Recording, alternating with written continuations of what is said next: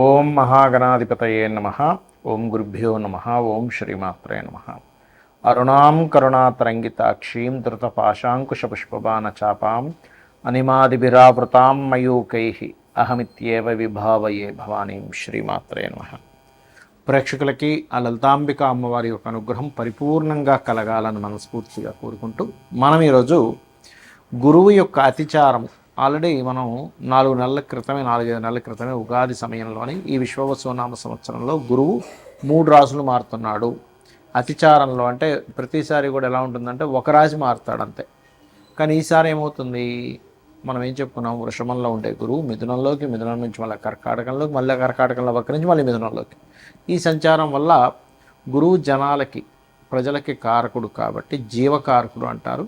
ఈ జీవులు రకరకాల దేశాల నుంచి ఇంకో దేశాలకు వెళ్ళిపోవడము, లేకపోతే ఇండియాకి రావడము, లేకపోతే ఇండియా నుంచి వేరే వేరే దేశాలకు, అంటే ఈ మార్పులు అధికంగా జరుగుతాయి.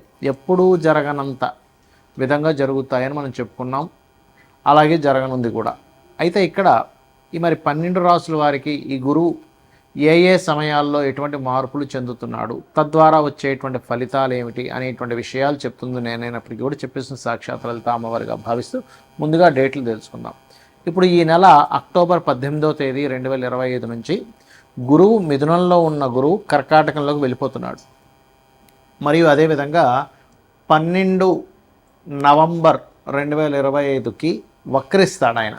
అంటే కర్కాటకంలోకి వెళ్ళినటువంటి గురువు 18వ తేదీ అక్టోబర్లో వెళ్ళిన గురువు అక్కడ మళ్ళీ రెట్రో అవుతాడు. రెట్రో అవడం అంటే ఆయన వెనక్కి వెళ్ళడం కాదు, ఈ యొక్క సోలార్ సిస్టంలో ఏదైతుందో ఈ తిరిగేటువంటి క్రమం మనకు అలా అనిపిస్తుంది. దాని ఫలితాలు కూడా ఖచ్చితంగా వస్తాయి. అలాగే మరలా ఈ రిట్రో అవుతూ అవుతూ వెనక్కి వెళ్ళిపోతాడు. ఎప్పుడు మిథునంలోకి ఎప్పుడు మళ్ళీ చేరుకుంటాడు వెనక్కి వెళ్తూ అంటే 5/12/2025 అంటే 5 డిసెంబర్ 2025 రోజుకి మిథునంలోకి వెళ్ళిపోతాడు. మిథునంలోకి వెళ్ళి అక్కడ కూడా వక్రగతి ప్రయాణం జరుగుతూనే ఉంటుంది. జరిగి ఆయన స్ట్రైట్ అవ్వడము అంటారు. అంటే అతను పూర్తిగా ఒక స్థితి రుజుగతిలోకి రావడం, వక్రగతి పోయి 11/3 అంటే 11వ తేదీ 3వ నెల 2026 రోజు స్ట్రైట్ అవుతాడు. మరియు అదేవిధంగా 2వ తేదీ 6వ నెల 2026కి మరలా అగైన్ మిథునంలో స్ట్రైట్ అయి సంచరిస్తున్నటువంటి బుధుడు కర్కాటకంలోకి వస్తాడు.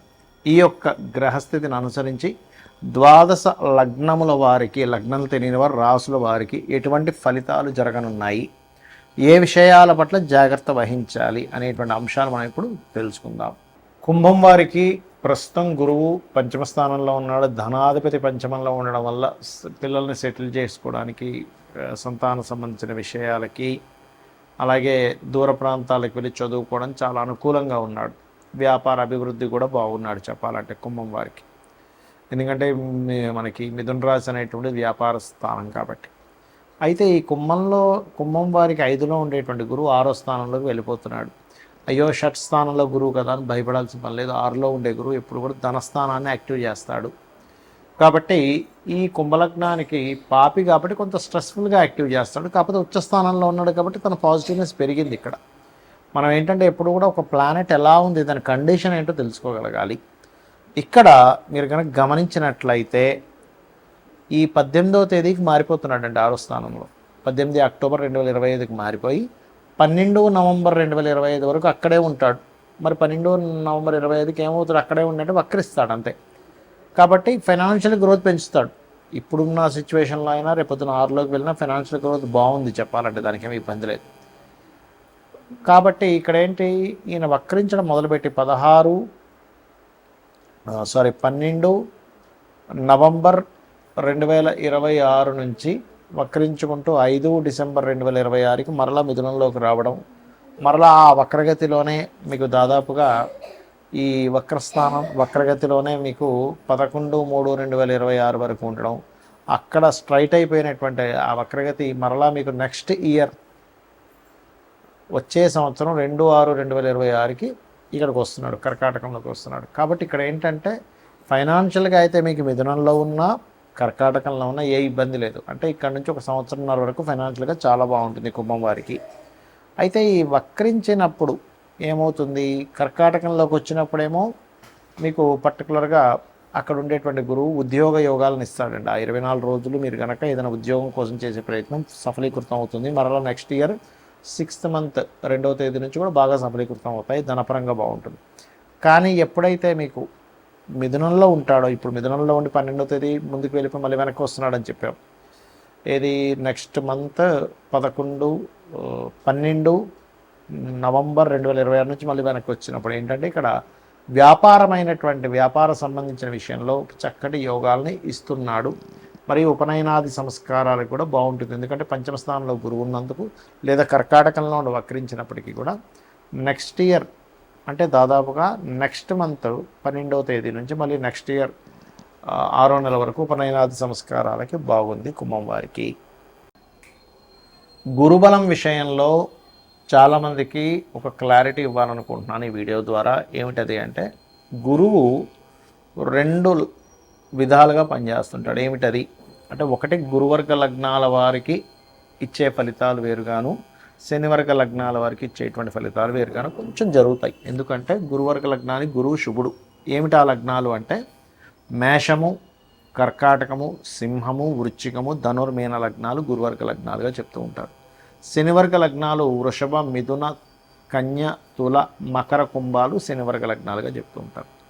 మరి ఈ 2 లగ్నాలకి గురువు మరి వాళ్ళకి ఖచ్చితంగా బ్యాడ్ చేస్తాడా? శనివర్గ లగ్నాలకి గురువర్గ లగ్నాలకి మాత్రమే పూర్తిగా మంచి ఫలితాలు ఇస్తాడు అంటే, ఇక్కడ డిపెండ్ ఆన్ వాళ్ళ పర్సనల్ చార్ట్లో గురువు ఉండేటువంటి స్థితి. అంటే పాపకత్తిరిలో లేకుండా శుభకత్తిరిలో ఉంటే శనివర్గ లగ్నానికి కూడా మంచి చేస్తాడు, చేయడం కాదు. కానీ ఎంతైనా గురువర్గ లగ్నాలకే ఎక్కువ సపోర్టివ్గా ఉంటుంది. కానీ జనరల్గా గురుగ్రహానికి జనరల్గా ఒక ఇది ఉంటుంది. ఎలాగా అంటే, తను సహజంగానే శుభగ్రహము, సహజ శుభగ్రహాలు అంటారు. Natural benefit planet, functional benefit planet అని ఉంటుంది. అంటే ఆ లగ్నాన్ని శుభుడా కాదా అనేది వేరు, సహజంగా శుభత్వం ఉండేటువంటి తత్వం వేరు గురువుకి. కాబట్టి ఇక్కడ ఏంటంటే గురుబలం అనేటువంటిది ఎంతసేపు మనం కోణస్థానాల్లో ఉంటేనే గురుబలం అనుకుంటాం, అలా కాదు. అంటే 5, 9లో ఉంటేనే లగ్నాన్ని చూస్తున్నప్పుడు గురుబలం అండి. భావాన్ని బట్టి మీరు ఏ భావం గురించి ప్రయత్నం చేస్తున్నారో ఆ భావ సంబంధంగా గురుబలం అనేటువంటిది ఖచ్చితంగా మారిపోతూ ఉంటుంది. అంటే ఉదాహరణకి లగ్నంలో ఉన్నాడు, అప్పుడు సప్తమాన్ని చూస్తాడు. సప్తమాన్ని, పంచమాన్ని, భాగ్యాన్ని చూస్తున్నాడు అనుకోండి. గోచారంలో మీకు లగ్నంలోకి వచ్చాడు, లేకపోతే చంద్రరాశిలోకి వచ్చాడు. అప్పుడేంటి, సంతానానికి, వివాహం అవ్వడానికి, ఉపనయనాది సంస్కారాలు చేయడానికి, హైయర్ ఎడ్యుకేషన్కి బాగుంటుంది.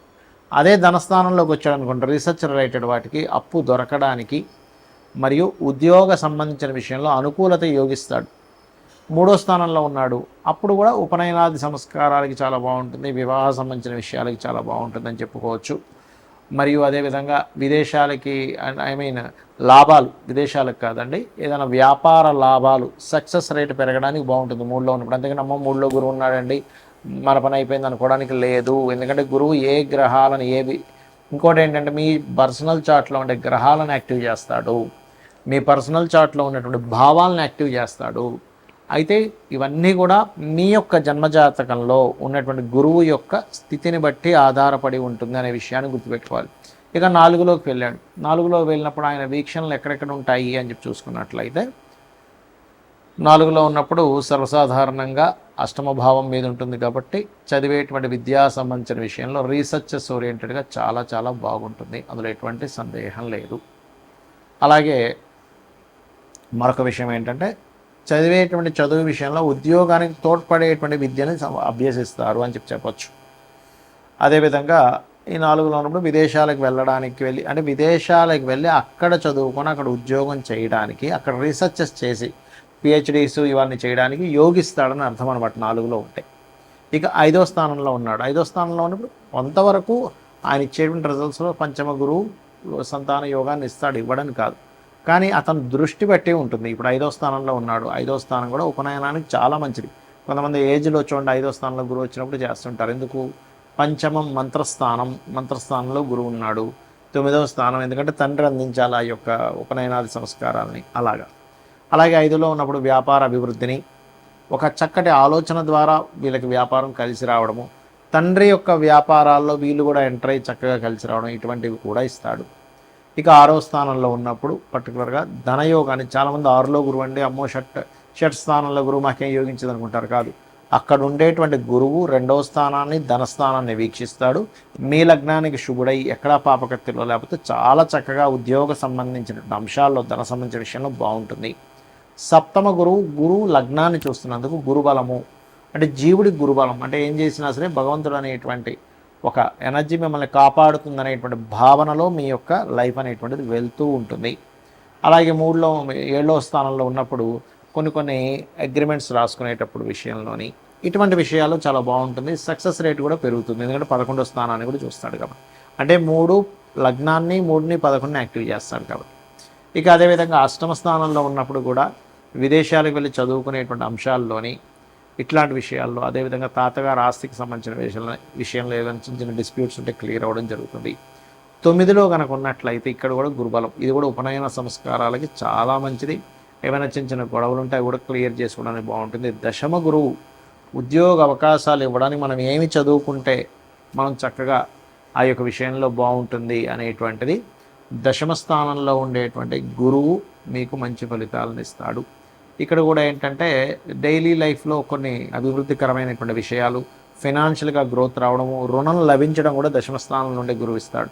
ఇక 11వ స్థానంలో ఏకాదశంలో ఉండేటువంటి గురువు సంతాన యోగాన్ని ఇస్తాడు, అందులో ఎటువంటి సందేహము లేదు.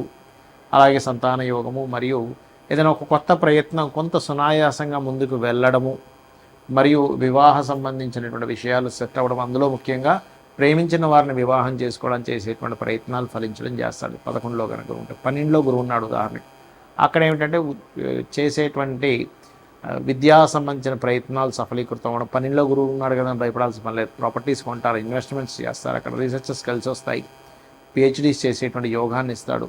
రీసెర్చ్ ఓరియంటెడ్గా మీరు చేసే ప్రతిదీ కూడా సక్సెస్ అయ్యేలా చేస్తాడు అక్కడ. ఇక ఈ గురువు కనుక మీ జన్మజాతకంలో బలహీనంగా ఉన్నాడు అనుకోండి, మీ జన్మజాతకంలో, అప్పుడు దక్షిణామూర్తి స్తోత్ర పఠనం చేయండి, పసుపు వస్త్రాలు దానంగా ఇవ్వండి, పసుపు కుంకుమ గంధం లాంటి పదార్థాలని, మంగళకరమైన పదార్థాలని మీకు దగ్గరలో ఉండేటువంటి అమ్మవారి ఆలయమో శివాలయం ఎక్కడైనా తీసుకెళ్ళి సమర్పించండి. వాటిని దానము అన్నారు, సమర్పించడము అంటారు. అంటే అమ్మవారు మనతో చేయించుకుందనేటువంటి భావనతో చేయండి. గోసేవ చేయండి, గోవులకి అరటికాయలు తినిపించండి, అరటిపళ్ళు మరియు సీజన్ బట్టి మ్యాంగోస్ కనుక ఉన్నట్లయితే మ్యాంగోస్ కూడా దానంగా ఇవ్వడం చాలా చక్కటి ఫలితాలను ఇస్తుంది. శ్రీమాత్రేయ నమః.